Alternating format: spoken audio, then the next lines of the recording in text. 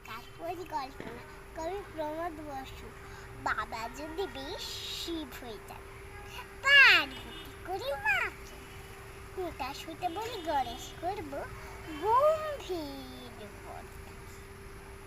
লক্ষ্মীকে নিয়ে চিন্তা নেই কোনো মানামানি। কাকুতে মিনতি করলেই দিদি রাজি হবে, ঠিক জান অসুবিধা হবে সরস্বতীর ভূমিকাটা।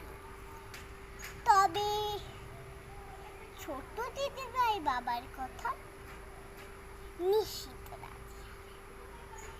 কার্তিক নিয়ে ভাবনা কি তোর, বলেছিল ছোট দাদা।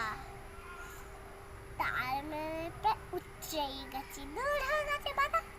সিংহরালে পুলোটাকে পেলে কিল্লা তো প্রায়, কিন্তু সাজার পাত্র পাচ্ছি না। ডায়েরিতে লেখা এই প্ল্যানটা নিচে দেখি বাবা কবি লিখেছেন, তুই আসলে সার্থক হবে। নমস্কার।